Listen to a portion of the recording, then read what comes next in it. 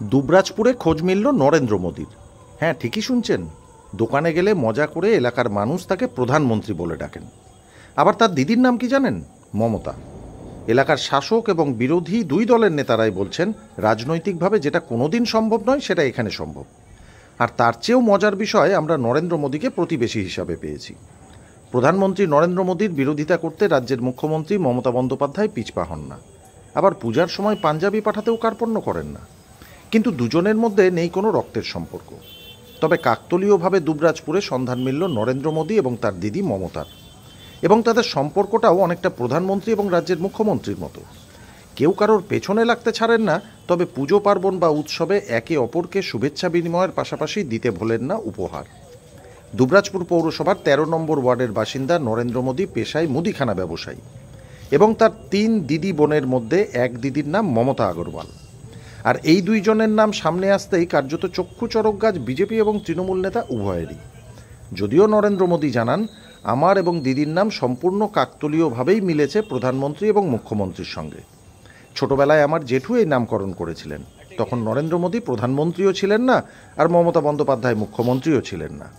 তবে এখন বেশ ভালোই লাগে, এবং আমার সৌভাগ্য যে মানুষ মজা করে হলেও প্রধানমন্ত্রীর সঙ্গে আমার নামও করেন।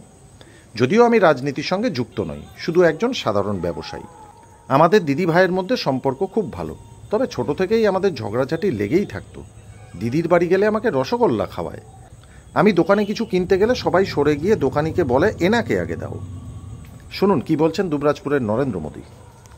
আমার এটা ছোট থেকে আমার জেঠাটার নাম রেখেছিল, বুঝলেন না? তো এটা তখন তো আর নরেন্দ্র মোদী তখন নামটা প্রচলিত হয়নি। এটা এখন নেই, তো এই জিনিসটা প্রচলিত হচ্ছে। তো এতে আমার কোনো, এটা আমাদের সৌভাগ্য যে একটা প্রধানমন্ত্রীর সঙ্গে আমার একটা নাম জয়েন করা হচ্ছে। কিন্তু বিশেষ করে এটা কোনো রাজনীতির সম্বন্ধ নাই আমার। আমি একটা সাধারণ ব্যবসাদার, আর সাধারণ ব্যবসাদার থাকতেই চাই। আমরা হচ্ছে এক ভাই আমি, আর 3টে বোন আছে। দিদির নাম হচ্ছে মমতা আগরওয়াল।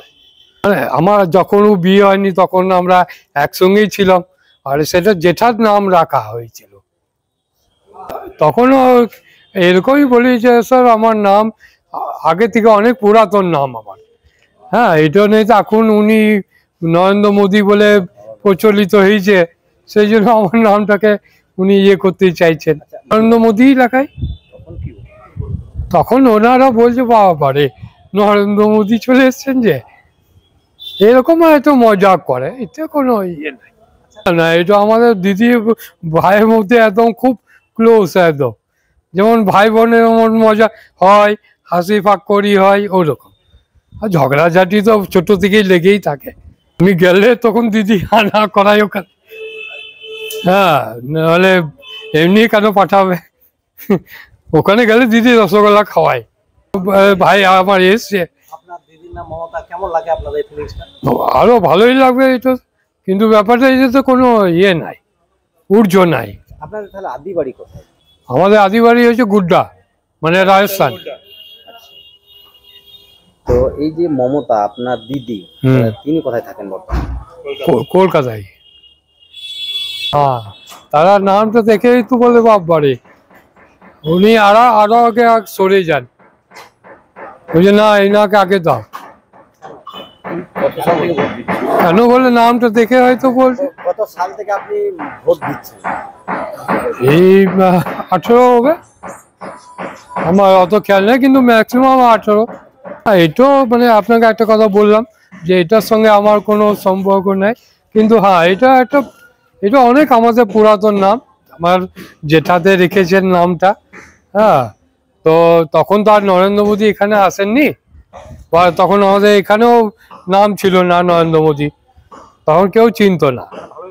হ্যাঁ, ভালোই লাগে।